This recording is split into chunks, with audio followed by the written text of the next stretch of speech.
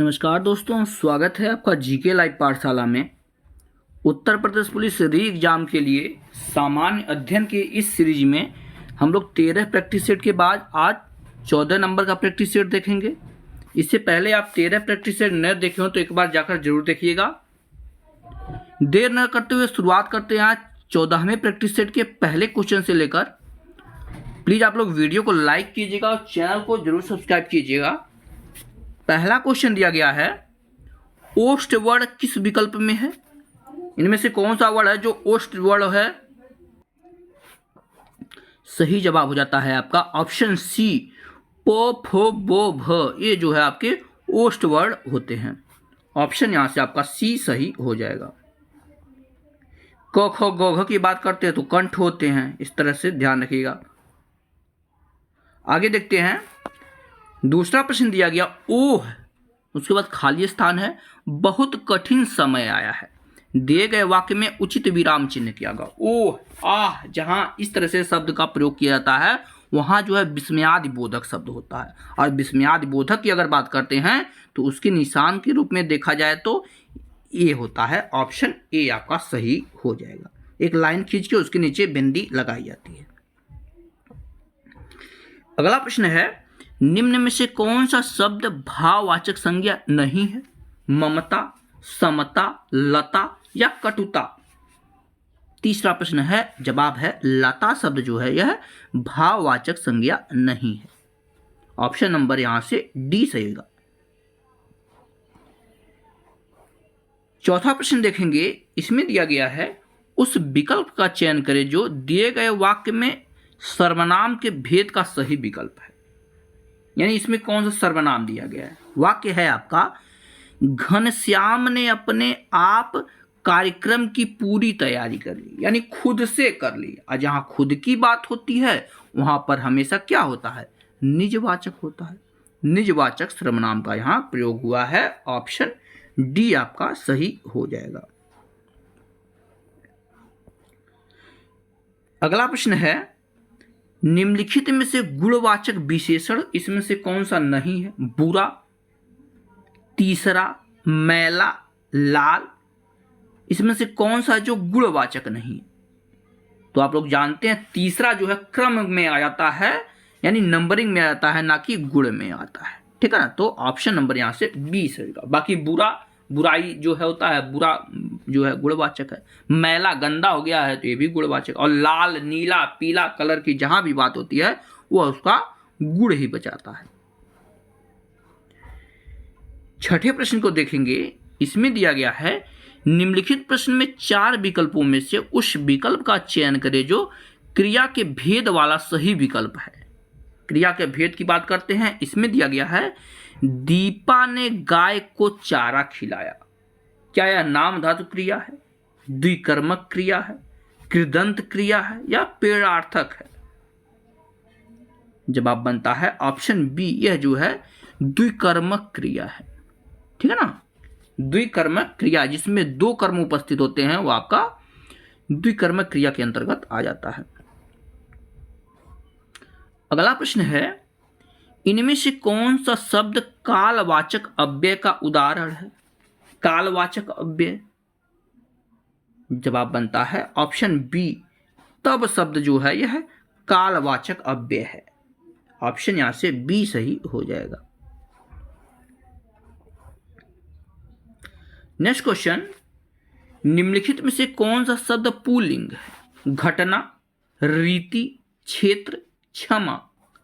8वां प्रश्न है, तो जो है क्षेत्र शब्द जो है यह पुल्लिंग है। वाक्य प्रयोग में देखा जाए तो यह मेरा क्षेत्र है, यह हमारा क्षेत्र है। घटना घटती है ना कि घटता है। रीति रिवाज होती है, क्षमा दी जाती है। तो वाक्य प्रयोग करके आप लोग जो है लिंग निर्धारण कर सकते हैं। नेक्स्ट क्वेश्चन में दिया गया है, निम्नलिखित प्रश्न में 4 विकल्पों में से उस विकल्प का चयन करें जो बहुवचन के रूप का सबसे अच्छा विकल्प है। बहुवचन रूप का सबसे अच्छा विकल्प यहां पर दिया गया। सत्य, आकाश, बाल, किशन, इन चारों में से बहुवचन का रूप बताना है आपको। जवाब होता है ऑप्शन सी। बाल शब्द जो है, प्राण हो गया, बाल हो गया, ये सारे शब्द जो है हमेशा जो है बहुवचन में होते हैं।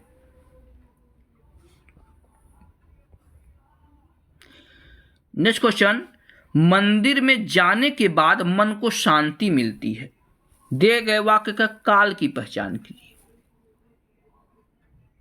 तो इसमें जो है आपका पूर्ण वर्तमान काल है, ठीक है ना, पूर्ण वर्तमान काल है, क्योंकि शांति कब मिलती है, जब मंदिर में हम चले जाते हैं, कार्य पूरा हो चुका है। इस तरह से आपका ऑप्शन बी सही होगा। अगला प्रश्न है, अकर्मक धातुओं से बनने वाला और सदैव एक वचन पुल्लिंग और अन्य पुरुष की क्रिया वाला वाच्य कौन सा संभव है?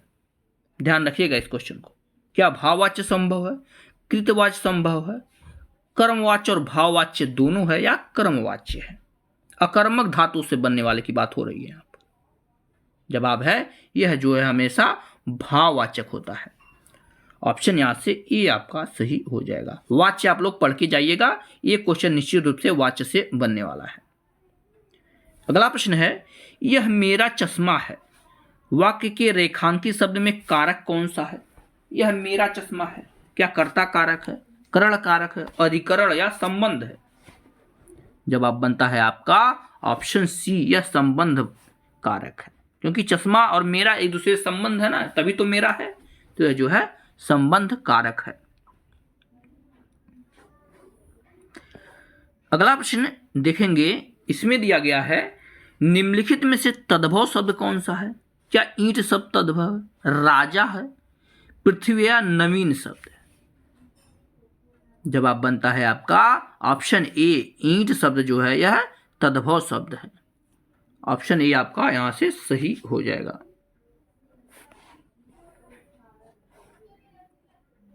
नेक्स्ट क्वेश्चन, एन वक्त शब्द में कौन सा उपसर्ग है? एन वक्त, जवाब बनता है आपका ऑप्शन डी, एन शब्द जो है इसमें यह आपका उपसर्ग है। उपसर्ग शब्द के शुरुआत में लगता है और प्रत्यय की बात करते हैं यह अंत में लगता है। कभी कभी सीधे तौर पे यह प्रश्न पूछ लिया जाता है। नेक्स्ट क्वेश्चन में देखेंगे, इसमें दिया गया है, दासत्व शब्द में कौन सा प्रत्यय प्रयुक्त है? दासत्व में, जवाब बनता है आपका ऑप्शन बी, इसमें जो है त्व प्रत्यय है। क्या है? त्व प्रत्यय है दासत्व में, दास धन त्व दासत्व। अगला प्रश्न है, निम्नलिखित विलोमार्थी शब्द युग्म में असंगत कौन सा है? ध्वंस का विध्वंस है, विलोम एक दूसरे को होने चाहिए, परतंत्र का स्वतंत्र होता है, पाप का पुण्य होता है, निंदा का स्तुति होता है। तो इसका जवाब है ऑप्शन ए, ध्वंस का विध्वंस नहीं होता, क्योंकि ध्वंस विध्वंस दोनों समानार्थी शब्द हैं। बाकी निंदा का स्तुति होता है, यह बार बार यह प्रश्न पूछा जाता है। स्तुति का जो है विलोम शब्द निंदा, परतंत्र का स्वतंत्र होता है, पाप का पुण्य होता है। आगे देखेंगे, 17 नंबर के प्रश्न में दिया गया है, निम्नलिखित में से संयुक्त शब्द के विलोम शब्द की पहचान करें। संयुक्त का विलोम क्या होगा? इसका जवाब है ऑप्शन ए, वियुक्त होता है संयुक्त का, ठीक है ना। क्या होता है? वियुक्त। संयोग की अगर हम बात करते हैं उसका विलोम शब्द वियोग होता है। बार बार ये भी प्रश्न पूछा गया है, ध्यान में रखिएगा। अगला प्रश्न है, निम्नलिखित में से कौन सा उत्कंठित का पर्यायवाची नहीं है? उत्कंठित, जवाब बनता है ऑप्शन डी, अभिलाषा जो है यह उत्कंठित का पर्यायवाची नहीं होता। इच्छा की पर्यायवाची जो है अभिलाषा होती है। लालसा हो गया, इच्छा हो गया, ये सब अभिलाषा की पर्यायवाची के रूप में आते हैं। नेक्स्ट क्वेश्चन, पुत्री शब्द का पर्याय नहीं है। सुता बोलते हैं, बेटी भी बोलते हैं। 19वां प्रश्न ध्यान से देखिएगा, दुहिता भी बोलते हैं, लेकिन आत्मज जो है पुत्री को नहीं बोला जाता है। कमेंट में आप लोग बताइए आत्मज किसका पर्यायवाची है, कई बार यह पूछा गया है। बाकी सुता होता है, बेटी होता है, दुहिता होता है, ये तीनों के तीनों जो है पुत्री की पर्यायवाची शब्द होते हैं। नेक्स्ट क्वेश्चन है, कौन सा शब्द खर के लिए प्रयुक्त नहीं होता है? खर समानार्थी शब्द की यहां पर बात हो रही है। जवाब बनता है आपका खरा। खरा जो है खर का समानार्थी नहीं होता है। बाकी दुष्ट को भी खर बोला जाता है, गधे को भी खर बोला जाता है, और तिनका आप लोग देखते हैं बोलते हैं खर है, तो ये तिनका भी खर बोला जाता है। नेक्स्ट क्वेश्चन में देखेंगे, इसमें दिया गया है दिए गए शब्द युग्म का सही शब्द युग्म ज्ञात कीजिए। शब्द युग्म बताना है किसका? बाण और बाण का। यानी बाण का मतलब क्या होता है और बाण का मतलब क्या होता है। तो इसमें अगर देखा जाए तो बाण मतलब होता है आदत, और बाण के बारे में जानते हैं, तीर को जो है बाण भी बोलते हैं। तो विकल्प नंबर यहां से बी आपका सही हो जाएगा। अगला प्रश्न है, जो कभी बूढ़ा न हो उसे क्या कहा जाता है? इंपॉर्टेंट क्वेश्चन है, कई बार पेपर में पूछा जा चुका है। देखिएगा ध्यान से इस क्वेश्चन को समझिएगा। जो कभी बूढ़ा न हो, मरने की बात नहीं कर रहा, बस बूढ़ा न हो, तो उसे जो है बोला जाता है अजर बोला जाता है। ठीक है, जो कभी बूढ़ा न हो अजर है, और जो कभी मरे न वह अमर है। ध्यान रखिएगा। सदा हरा भरा रहने वाला उसे जो है सदाबहार बोलते हैं, इस बात को ध्यान रखिएगा। युवा जो होता है उसे तरुण भी बोला जाता है। आगे देखते हैं, जिसके बिना कार्य न चल सके, उसके लिए एक शब्द क्या है? जिसके बिना कार्य न चल सके। जवाब है आपका ऑप्शन बी, उसे जो है अपरिहार्य बोलते हैं। विकल्प यहां से आपका बी सही हो जाएगा।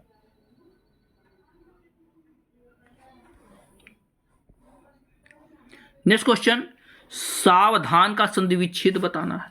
सावधान, तो इसका जवाब हो जाएगा सधन अवधान होता है सावधान का संधि विच्छेद। सधन अवधान। अगला प्रश्न है, पुरुषोत्तम में कौन सा समास है? पुरुषों में जो है उत्तम उसे बोलते हैं पुरुषोत्तम। और इस तरह से जहां पर भी संधि विच्छेद होता है वहां पर हमेशा जो है तत्पुरुष समास होता है। क्या होता है? तत्पुरुष समास। जहां पर यथा आ जाए, जथा आ जाए, ये सब आ जाता है, वहां अव्ययी भाव हो जाता है। इस बात को भी ध्यान रखिएगा। द्वंद्व की अगर हम बात करते हैं तो बीच में हाइफन आ जाता है।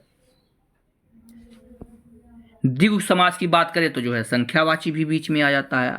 नेक्स्ट क्वेश्चन देखते हैं, शुद्ध वाक्य का चयन कीजिए। तो इसमें से चारों में शुद्ध वाक्य अगर देखा जाए तो हो जाएगा गुरु आ रहे हैं। ठीक है ना, आ रहे हैं। कहीं भी जो अगर हम सम्मान से किसी से बात करते हैं तो उसमें जो है ऊपर बिंदी लगता है, हैं। एक है होता है, एक हैं होता है, तो इसमें है।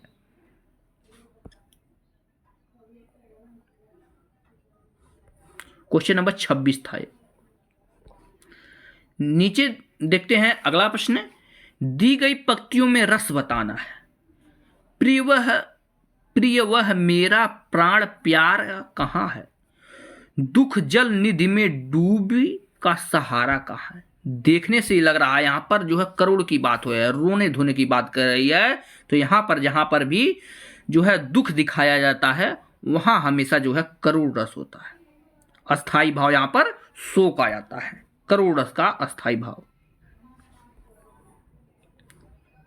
आगे देखते हैं 28वां प्रश्न है, दिया है सांप। सांप के बारे में लिखा है, तुम सभ्य तो हुए नहीं, नगर में बसना भी तुम्हें नहीं आया। एक बात पूछूं उत्तर दोगे, तब कैसे सीखा डसना, विष कहां पाया। उपयुक्त कविता में कौन सा छंद है? इसमें आपको छंद बताना है। यह जो है आपका मॉडरेट टाइप का क्वेश्चन है। इसमें अगर छंद की हम बात करते हैं तो जवाब यहां से आपका बनेगा क्वेश्चन नंबर आपका 28 का ऑप्शन ए। यह जो है मुक्तक छंद है। क्या है? मुक्तक छंद है। छंदों के प्रकार पढ़ेंगे तो आप लोग वहां से मुक्तक छंद पढ़ेंगे। अगला प्रश्न है, मैं सुकुमारी नाथ बन जोगूं, इन पंक्तियों में कौन सा अलंकार है? मैं सुकुमारी नाथ बन जोगूं। जवाब बनेगा यहां पर आपका ऑप्शन डी, यह जो है काक वक्रोक्ति अलंकार है। ठीक ना, वक्रोक्ति अलंकार में काक वक्रोक्ति अलंकार है।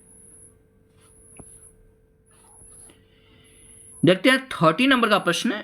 इसमें दिया गया है चिनांशुक। ध्यान रखिएगा, चिनांशुक शब्द का अर्थ क्या होता है?